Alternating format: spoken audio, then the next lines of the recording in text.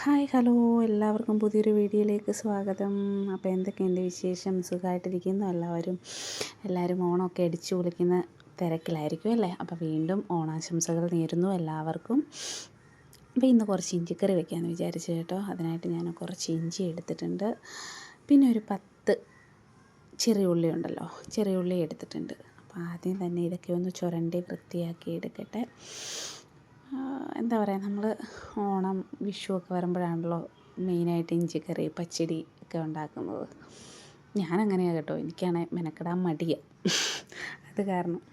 അപ്പോൾ ഇഞ്ചിയെല്ലാം ചുരണ്ടി എടുത്ത് കഴുകിയെടുത്ത് വൃത്തിയാക്കി മാറ്റി വെച്ചു. ചെറിയ ഉള്ളിയും തൊലിയൊക്കെ കളഞ്ഞ് കഴുകി വൃത്തിയായിട്ട് എടുത്തിട്ടുണ്ട് കേട്ടോ.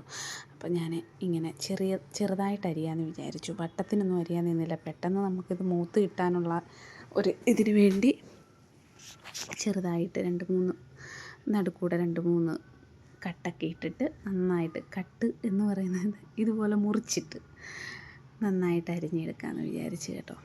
അങ്ങനെ എനിക്ക് എത്ര കട്ടിംഗ് ബോർഡൊക്കെ ഉണ്ടാണെങ്കിലും എനിക്കിങ്ങനെ കൈ കൊണ്ട് ഇങ്ങനെ കയ്യിൽ വെച്ച് അരിയുന്നതാണ് എളുപ്പം. കട്ടിംഗ് ബോർഡിലൊക്കെ വെച്ച് അരിയാൻ ഭയങ്കര ചടങ്ങാണ് എനിക്ക്. അങ്ങനെ ഇഞ്ചിയൊക്കെ അരിഞ്ഞ് മാറ്റി വെച്ചു. ഇനി ഈ ചെറിയ ഉള്ളിയും കൂടെ ഒന്ന് അരിഞ്ഞെടുക്കണമേ. എല്ലാം ഒന്ന്, അപ്പോൾ രാവിലെ എന്താ പറയുന്നത്, എല്ലാം നേരത്തെ ഒന്ന് കഴുകി വൃത്തിയാക്കി ഇടാനൊന്നും പറ്റിയില്ല കേട്ടോ. എല്ലാവർക്കും പനിയും അങ്ങനെയൊക്കെ ആയത് കാരണം ഞാൻ ഇന്നാണ് എല്ലാ ജോലിയും ചെയ്യുന്നത്.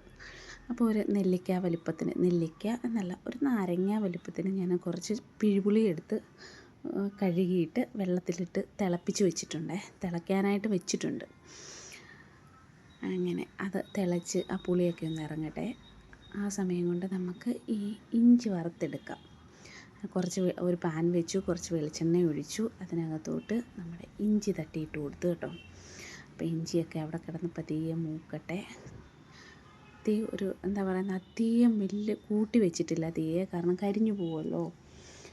എന്നാൽ കുറച്ചും വെച്ചിട്ടില്ല, ഒരു മീഡിയം പരുവത്തിൽ വെച്ചിട്ടുണ്ട്. അങ്ങനെ നമ്മുടെ ഇഞ്ചിയൊക്കെ ഒന്ന് മൂത്ത് വന്നിട്ടുണ്ട് കേട്ടോ. ഇനി ഈ ഇഞ്ചിയൊക്കെ ഒന്ന് കോരി മാറ്റട്ടെ. ഇഞ്ചിയൊക്കെ കോരി മാറ്റിയിട്ട് അതിനകത്തോട്ട് തന്നെ ചെറിയ ഉള്ളിയും കൂടി ഇട്ട് കൊടുക്കാം.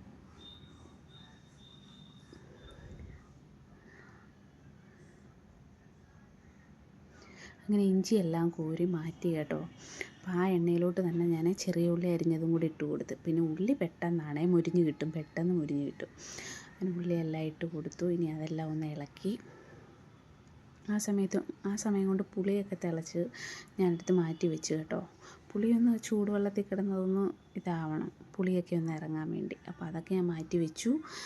അപ്പോൾ നമ്മുടെ ഉള്ളിയും മൂത്ത് കിട്ടിയിട്ടുണ്ട് കേട്ടോ. ഇനി ഉള്ളിയും കോരി മാറ്റിയിട്ട് ഒന്ന് തണുത്ത് കഴിയുമ്പോൾ, ഒരുപാട് ചൂടോടെ മിക്സിക്കകത്തിട്ട് പൊടിക്കാൻ പറ്റത്തില്ലല്ലോ, ഒന്ന് തണുത്ത് കഴിഞ്ഞ് ഞാനതൊന്ന് പൊടിച്ച് മാറ്റി വെച്ചു കേട്ടോ. അതിന് ശേഷം ആ ചട്ടിയിലോട്ട് തന്നെ ഞാനാണെങ്കിൽ കുറച്ച് എണ്ണ എടുത്ത് മാറ്റി, എന്നിട്ട് കടുക് ഇട്ട് കൊടുത്തു. പിന്നെ 2 പച്ചമുളക് കട്ട് ചെയ്തിട്ടതും കൂടി ഇട്ട് കൊടുത്തു കേട്ടോ.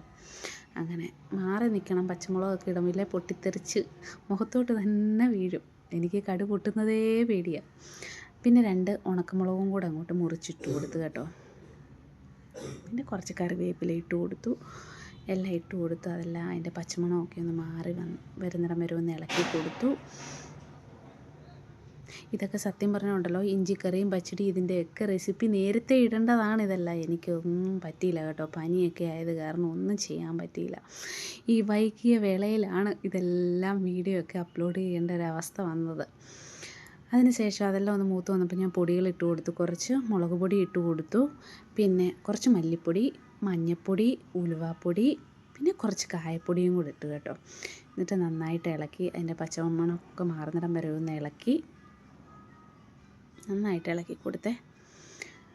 പിന്നെ നമ്മുടെ പുളി മാറ്റി വെച്ചിട്ടുണ്ടല്ലോ, പുളി നല്ലതുപോലെ പിഴിഞ്ഞ് ആ പുളിയെല്ലാം നല്ലതുപോലെ ആ ചൂടുവെള്ളത്തിൽ കിടന്നങ്ങ് ഇതായിരുന്നു, പുളി ഇറങ്ങി. ഞാനാണെങ്കിൽ അത് പിഴിയാൻ പോയതാണ്, പുളി പിഴിയാനായിട്ട് മാറിപ്പോയതാണ്. പുളിയൊക്കെ പിഴിഞ്ഞ് അതിനകത്തോട്ട് അങ്ങ് ഒഴിച്ച് കൊടുക്കുക. നല്ല ആവി ചൂട് വന്ന് കയ്യിലടിക്കും ഇങ്ങനെ ഒഴിക്കുമ്പോഴേ. പിന്നെ വെള്ളം ആവശ്യത്തിന് വേണമെന്നുണ്ടെങ്കിൽ കുറച്ച് ചൂടുവെള്ളം ചൂടാക്കി തിളപ്പിച്ച് വെള്ളം അങ്ങോട്ട് ഒഴിച്ച് കൊടുക്കുക ഇതിനകത്ത് കേട്ടോ. അപ്പോൾ എനിക്ക് കറക്റ്റ് അരപ്പൊക്കെ ഉണ്ടായിരുന്നു, ചാറൊക്കെ ഉണ്ടായിരുന്നു. പിന്നെ അതിന് ശേഷം കുറച്ച് ഉപ്പും കൂടി ഇട്ട് കൊടുത്ത് നന്നായിട്ട് ഇളക്കി. തിളക്കിയിട്ട് ആ സമയം കൊണ്ട് ഞാൻ ശർക്കര കുറച്ച് ചീകി എടുത്തിട്ടുണ്ട്. ഒരു എന്താ പറയുക, ഒരു 2 സ്പൂണ് അത് ഓവർ മധുരം ആവുമെന്ന് ഞാൻ വിചാരിച്ചു കേട്ടോ. ഓവർ മധുരമൊന്നും ഇല്ലായിരുന്നു. ചെറിയ സ്പൂണിന് 2 സ്പൂണ് ശർക്കരയും കൂടെ അങ്ങോട്ട് ഇട്ട് കൊടുത്തു. ചില സമയങ്ങളിൽ പഞ്ചസാര ഇടുന്നവരുണ്ട്, ഞാൻ ശർക്കരയാണ് ഇടുന്നത്. ശർക്കര ഉണ്ടെങ്കിൽ പിന്നെ ശർക്കര ഇടാമല്ലോ, പഞ്ചസാര ഇടുന്നവരുണ്ട്, ഞാൻ കണ്ടിട്ടുണ്ട് കേട്ടോ. അപ്പം ശർക്കരയൊക്കെ ഇട്ട് ഇളക്കി അത് തിളച്ചങ്ങോട്ട് വന്നപ്പോഴത്തേക്ക് നമ്മുടെ പൊടിച്ച് വെച്ച ഇഞ്ചിയും കുഞ്ഞുള്ളിയും പൊടിച്ച് വെച്ചായിരുന്നല്ലോ, അതും കൂടെ അതിനകത്തോട്ട് ചേർത്ത് കൊടുത്ത് നന്നായിട്ട് മിക്സ് ചെയ്ത് ഇളക്കി ഒരു തിളയും കൂടെ വന്നു കഴിഞ്ഞാൽ നമ്മുടെ ഇഞ്ചിക്കറി ഇവിടെ റെഡിയാവും കേട്ടോ.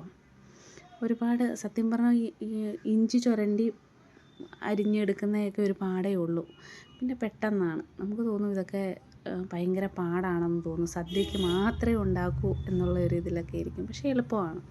അങ്ങനെ അപ്പോൾ നമ്മുടെ ഏകദേശം നമ്മുടെ ഇഞ്ചിക്കറിയൊക്കെ ഇവിടെ റെഡിയായി, എണ്ണയൊക്കെ തെളിഞ്ഞ് കണ്ടോ വന്നിട്ടുണ്ട്. അപ്പം ഞാനൊരു ബൗളെടുത്ത് അതിനകത്തോട്ട് ഒന്ന് ഒഴിച്ചെടുക്കാമെന്ന് വിചാരിച്ചു കേട്ടോ.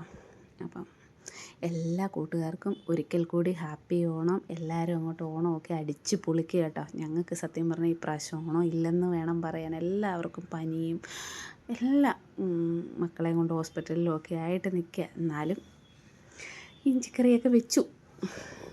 അപ്പോൾ എല്ലാവരും അടിച്ച് പൊളിക്കുക. അപ്പോൾ പുതിയൊരു വീഡിയോ ആയിട്ട് കാണും വരെ എല്ലാ കൂട്ടുകാർക്കും ബൈ.